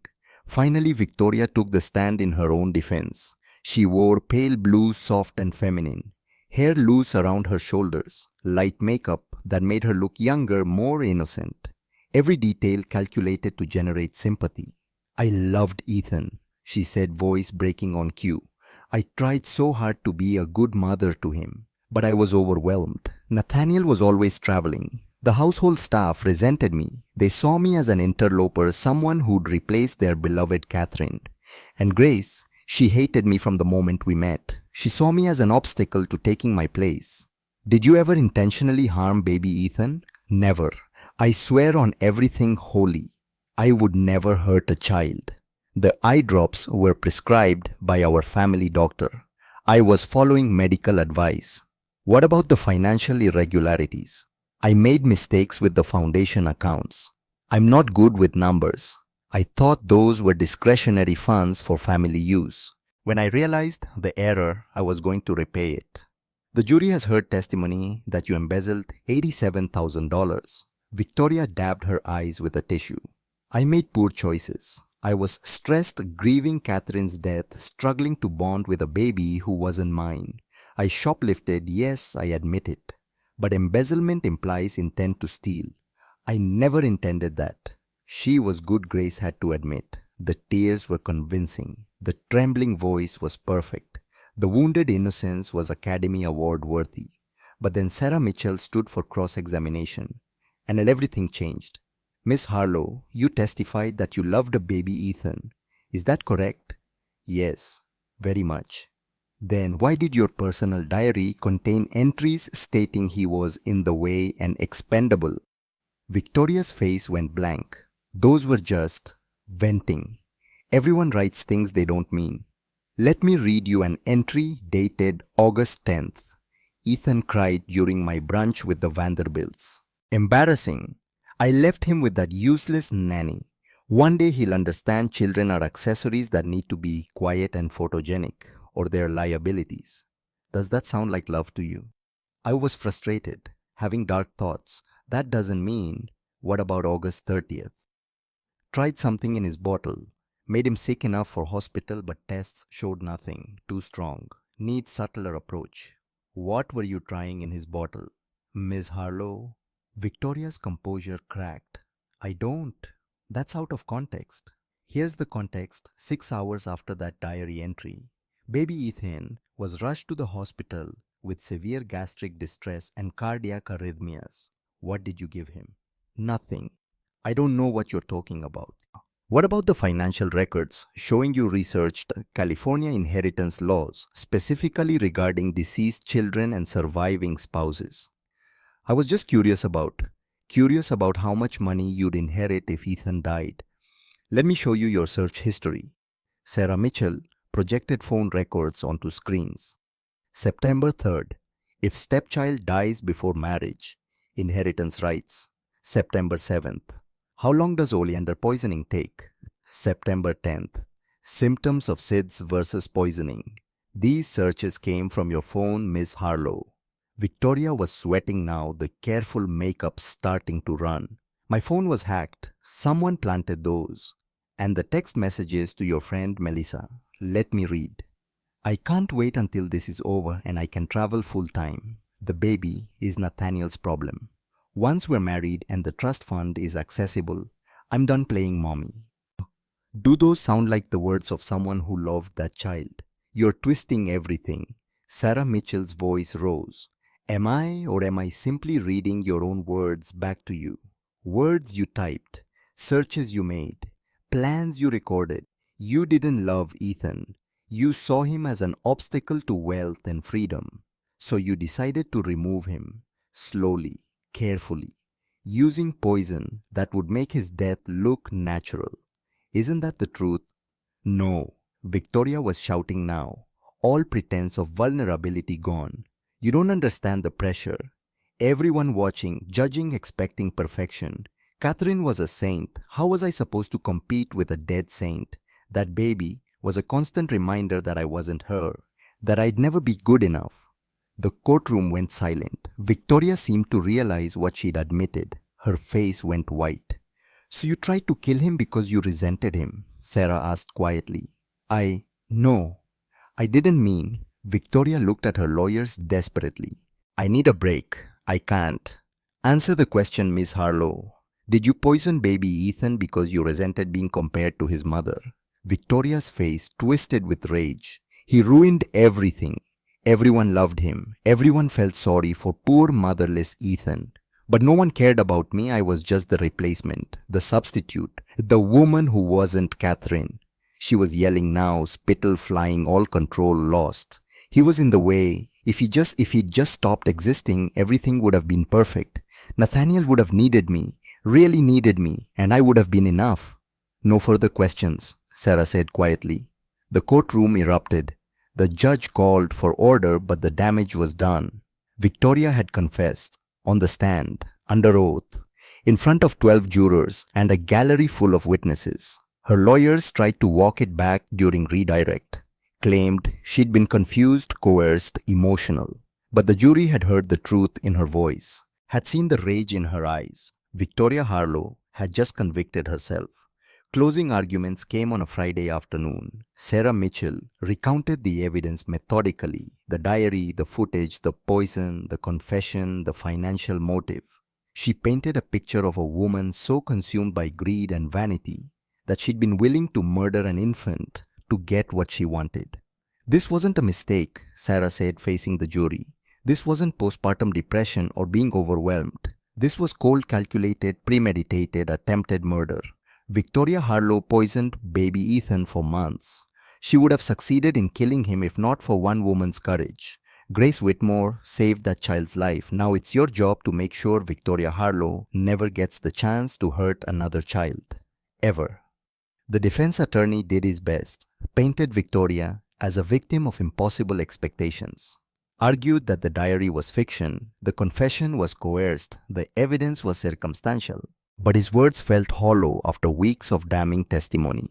The judge instructed the jury. They filed out to deliberate. And then more waiting. The verdict came after 2 days. The courtroom was packed beyond capacity. Reporters lined the walls, every seat filled, the air thick with anticipation. Grace sat beside Nathaniel, their hands clasped tightly, both of them trembling. The judge took her seat. As the jury reached a verdict, the foreman stood, a middle-aged woman with kind eyes and a steady voice. "We have your honor. On the charge of attempted murder in the first degree, how do you find the defendant?" "We find the defendant guilty." The courtroom erupted. Shouts, gasps. Nathaniel's hand squeezed Grace's so hard it hurt. Victoria's head dropped into her hands. "Order." The judge's gavel cracked like thunder. "Order in this court on the charge of child endangerment, guilty. On the charge of fraud and embezzlement, guilty. But on the charge of elder abuse for coercing Dr. Rebecca Walsh, guilty. On the charge of conspiracy to commit murder, guilty. Every count. Guilty on every single count." The judge addressed Victoria. "Miss Harlow, you have been found guilty by a jury of your peers on all charges. Sentencing will be held in 2 weeks. Until then, you will remain in custody without possibility of bail. Bailiff, please remand the defendant." Victoria finally looked up. Her eyes found Grace across the courtroom. No tears now, no vulnerability, just cold, absolute hatred. She mouthed something. Grace couldn't hear it over the noise, but she read the words clearly. "This isn't over." Then the bailiffs led her away, and Victoria Harlow disappeared through a door that would lead to a jail cell, then a prison, then years of consequences for what she'd done. Grace felt something release in her chest, a tension she'd been carrying for months since the day she'd first held Ethan, and felt how light he was, how close to death. It was over. Nathaniel turned to her, tears streaming down his face. "She's gone. He's safe. It's finally over." Grace nodded, unable to speak past the lump in her throat. They'd won. Ethan was safe. Sentencing came on a cold December morning, 2 weeks before Christmas. The courtroom was quieter this time. No protesters, fewer reporters, just the people who mattered: Grace, Nathaniel, Malcolm, the jury, and Victoria in her orange jumpsuit, flanked by lawyers who'd already started planning appeals. The judge, the same woman who'd presided stone-faced through the entire trial, finally showed emotion. "Miss Harlow," she began, "I have presided over many difficult cases in my 30 years on this bench, but few have disturbed me as profoundly as this one. You targeted a helpless infant. You abused the trust of a grieving man. You faked love to gain access to wealth, and you very nearly succeeded in taking an innocent life." Victoria stood flanked by her attorneys. Her face was blank now. No more tears, no more pretense. "The sentencing guidelines suggest 8 to 12 years for attempted murder, but I am within my rights to exceed those guidelines when aggravating factors exist. In this case, multiple aggravating factors exist. The victim was an 8-month-old baby. The abuse was sustained and calculated over months. The method, poison, was chosen specifically to avoid detection. You showed no remorse until caught, and even then your regret was for yourself, not for the child you harmed." The judge paused, looking directly at Victoria.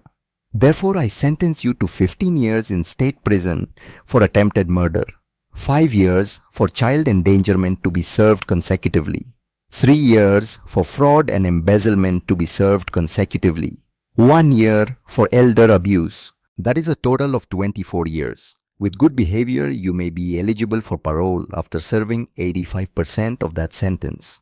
The judge's voice hardened. "That's 20 years, Ms. Harlow. You are 32 years old. You will be 52 years old before you breathe free air again, if you ever do. And you are permanently barred from contact with the Ashford family. Any attempt to reach Nathaniel Ashford, baby, Ethan, or Grace Whitmore will result in additional charges and further prosecution. Do you understand?" Victoria didn't answer. She was crying now, real tears finally.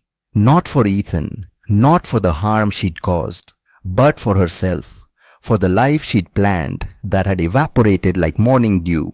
The bailiffs led her away. Grace felt the last weight lift from her shoulders. It was truly over. Outside the courthouse, Malcolm addressed the press. Justice has been served today. Baby Ethan is safe, and the woman who tried to harm him will spend the next 2 decades behind bars. The Ashford family asks for privacy as they continue to heal and move forward. Questions were shouted, cameras flashed, but Grace barely registered them. Nathaniel stood beside her, his hand on her back, protective grounding. Let's go home. Home. The word settled over Grace like a warm blanket. Yes, let's go home. 3 months after sentencing on a Saturday in March, the Catherine Ashford Foundation held its first annual charity gala. The event took place at the Beverly Hills Hotel's Crystal Ballroom. 300 guests in evening wear, tech executives, philanthropists, celebrities, politicians, all gathered to support child welfare advocacy and protection in Catherine's name. Grace stood backstage in a borrowed navy gown, elegant, simple, completely unlike anything she'd ever worn. Her hands trembled as she waited for her name to be called. You're going to be wonderful, Nathaniel said. He stood beside her, handsome in a tuxedo, Ethan on his hip.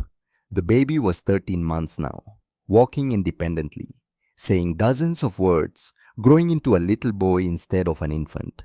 What if I mess up? What if I can't? You won't. You'll be perfect. Just speak from your heart. Tell them about Catherine, about Ethan, about why you stayed when everyone else ran away. The MC's voice echoed through the speakers. And now it is my honor to introduce the inaugural recipient of the Catherine Ashford Guardian Angel Award, a woman who embodies everything this foundation stands for, who put a child's safety above her own comfort, her own job security, her own safety, who kept a sacred promise to a dying friend. Ladies and gentlemen, please welcome Grace Whitmore. Applause thundered like ocean waves. Grace walked onto the stage on legs that barely held her, blind by lights, overwhelmed by faces. She reached the podium. The audience quieted, 300 people waiting. She opened her mouth. Nothing came out. Panic seized her. All those people watching, waiting, expecting eloquence she didn't possess. Then she saw Dorothy in the front row, the woman from the cafe who'd witnessed Victoria's cruelty and hadn't looked away. Dorothy smiled, nodded encouragement. Grace found her voice. I'm not a hero, she began. Her voice shook but held. I'm someone who lost a child and couldn't bear to lose another. Catherine Ashford was my best friend. Before she died, she asked me to watch over her son. I said yes. And when I walked into that house and saw baby Ethan, neglected and suffering and fading away, I knew I couldn't walk away. Not because I'm special, not because I'm brave, but because he needed someone. And I was there. She paused, found strength in the truth. We live in a world where it's easier to mind our own business, to not get involved, to assume someone else will handle problems we see. But Catherine taught me we can't wait for someone else. We have to be the someone, the person who speaks up even when our voice shakes, who asks hard questions even when it's uncomfortable, who stands between a child and harm even when it's dangerous. Grace looked at Nathaniel and Ethan in the wings. The baby waved at her, his whole face lighting up. She waved back, smiling through tears. So this award isn't just for me. It's for Dorothy, who stopped when she saw a baby suffering in a hot car and refused to keep walking. It's for the 8 nannies who quit because something felt wrong even though they couldn't prove it. It's for every person who sees a child in danger and refuses to look away. We are Catherine's legacy. We are the guardians. And as long as we keep watching, keep caring, keep fighting, children like Ethan will survive, will thrive, will grow up safe because someone loved them enough to be inconvenienced, to be uncomfortable, to risk something for their protection. Her voice strengthened. I saved Ethan's life, but he saved mine too. Because living for someone else, protecting someone who can't protect themselves, that gave me a reason to keep breathing when I'd lost my own child. Catherine knew that. She knew we'd save each other, and that's the greatest gift she could have given us both. The applause was deafening, people rising to their feet. Grace accepted the award, a crystal angel, with outstretched wings, heavy and beautiful in her hands, and returned to the wings where Nathaniel pulled her into a one-armed hug. Ethan squeezed between them. "Catherine would be so proud," he whispered. "I hope so. God, I hope so." Ethan grabbed Grace's face with both sticky hands. "Gaze, gaze, sweaty." She kissed his forehead. "Thank you, sweet boy." 6 months later, on a warm September afternoon, they celebrated Ethan's second birthday. Not a big party, just close friends. Malcolm and his wife and their 2 children, Dorothy. Carlos, who'd returned from his leave of absence and been told the whole truth. Maria, the housekeeper. A few neighbors who'd become friends. The backyard was transformed balloons in primary colors. Streamers, a small bounce house that Ethan was finally brave enough to try. Face painting station, a table laden with food, and a 2-tier cake shaped like a cartoon dinosaur, because Ethan was obsessed with dinosaurs. Ethan toddled around in tiny jeans and a 2-Saurus t-shirt, delighted by the attention, by the other children, by the sheer joy of being alive and healthy and loved. Grace watched him play, feeling that familiar ache of bittersweet joy, gratitude, that he was here, grief that Catherine wasn't, wonder at how much had changed in 2 years. He looked so much like Catherine now, the same dark hair with a slight wave, the same expressions when he was thinking hard, but he had Nathaniel's eyes, serious, intelligent kind. "You did that," a voice said beside her. Grace turned. An older woman stood there, late 60s, elegant, with Catherine's bone structure and Catherine's warm smile. "I'm sorry, you gave him that, the chance to grow up happy, to become himself." The woman's eyes filled with tears. "I'm Evelyn, Catherine's mother." Grace's breath caught. "I didn't know you were coming. Nathaniel didn't mention.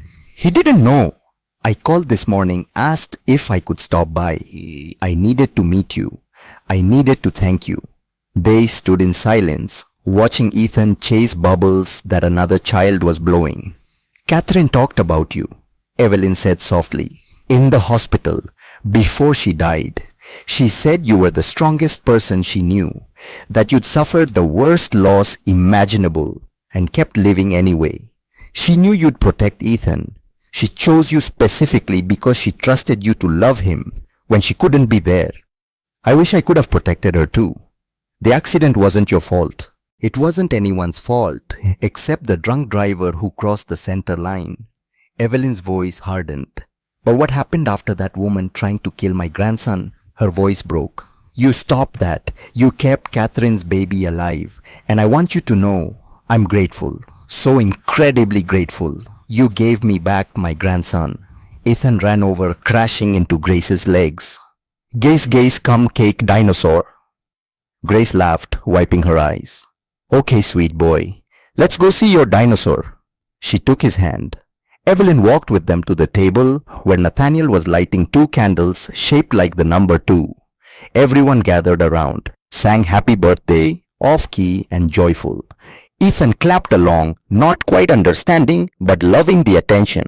"Make a wish," Nathaniel said, holding him steady.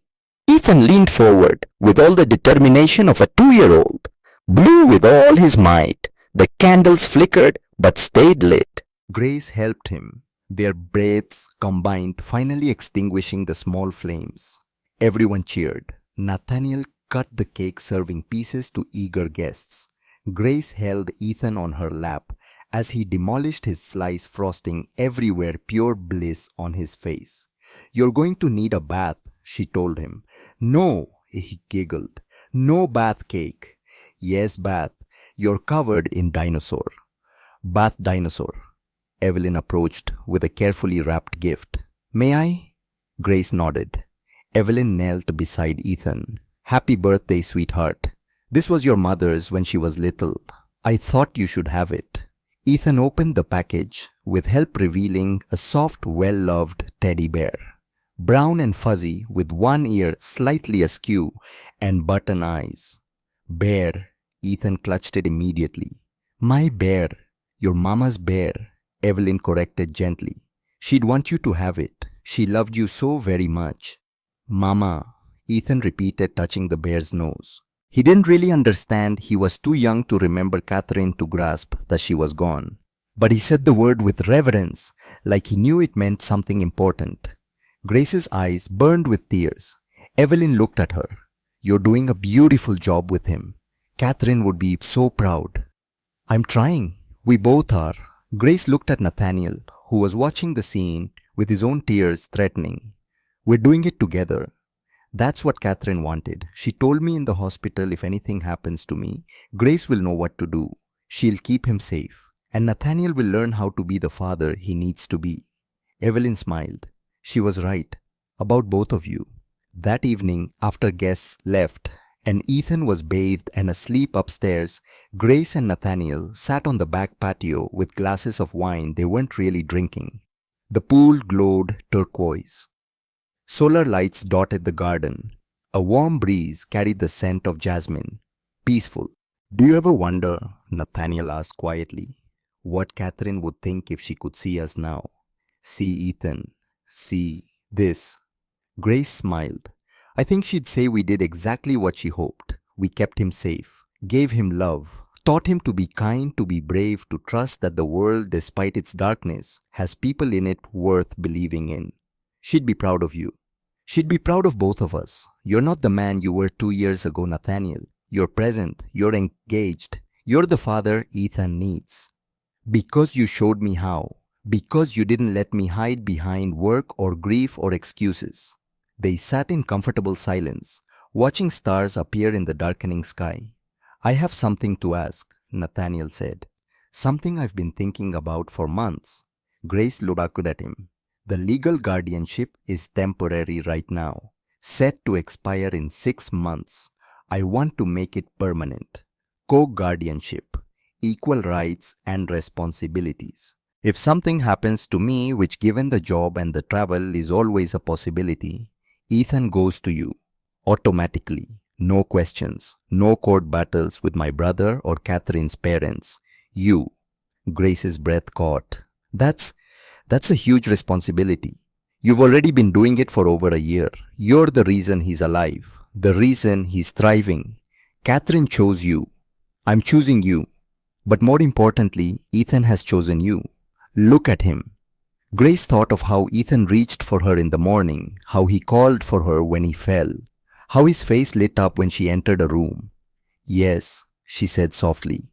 Yes, I'll be his co-guardian. Officially, permanently, of course I will. Nathaniel smiled at the real smile that transformed his usually serious face. Good. Malcolm is drawing up the papers. We'll make it official next week.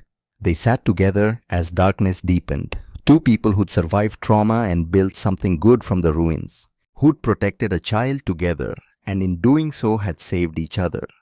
Inside the house, a baby slept, safely dreaming whatever babies dream, loved fiercely by two people who'd never let him fall. And somewhere Grace liked to imagine Catherine watched, smiled, whispered thank you to the universe for bringing the right people together at the right time, for making sure her son survived, for proving that sometimes love was stronger than evil, for showing that one person's courage could change absolutely everything.